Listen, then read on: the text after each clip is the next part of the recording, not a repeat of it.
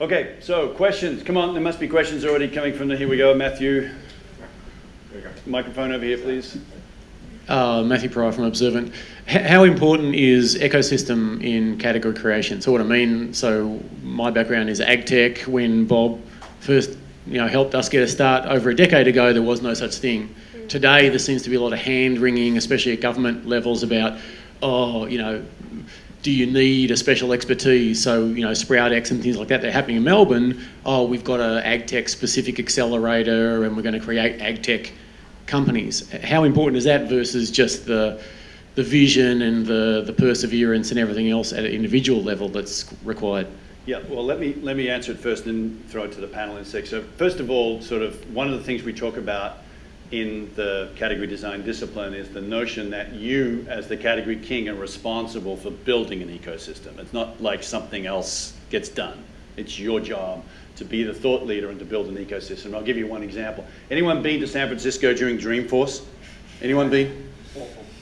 Is that just the worst experience? Yes. There are millions of people there. In fact, there's not enough hotel rooms.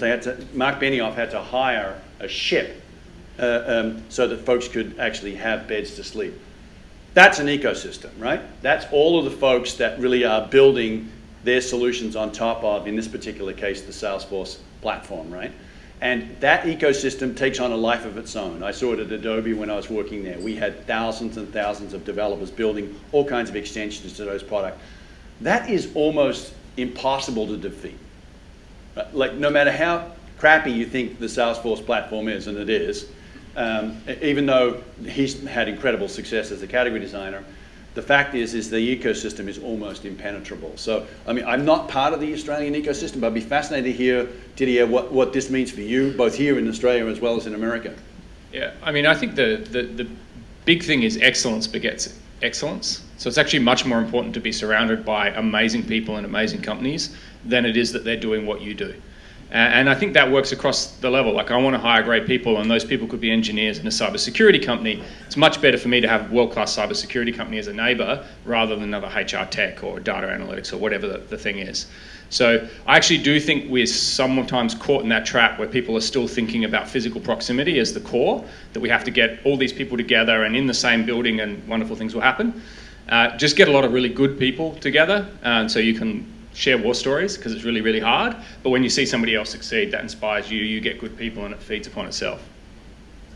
Anyone else from the panel? Yeah, one of our mantras at Blackbird is founders helping founders. And in Silicon Valley, that's such an important part of the thing that is Silicon Valley. It's really successful people then giving both capital and expertise back to the next generation. And I don't think that was really happening in Australia 5 or 6 years ago. I think a lot of people who did really well in tech either stayed over in the US or kind of went and bought real estate and disappeared off to farms and things.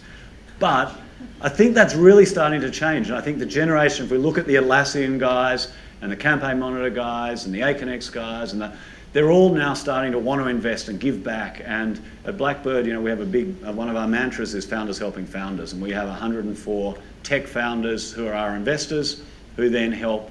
And I think that's starting to happen in Australia, and that's really exciting.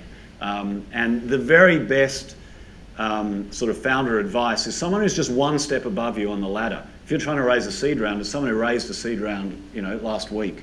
And I think that's happening too. Founders are forming their little ecosystems. I think it's less about the government kind of creating these hubs and accelerators and thises and that's, and more about the organic, awesome kind of cyclical thing that's starting to happen, organically. And that's what excites me rather than kind of, trying to artificially create it.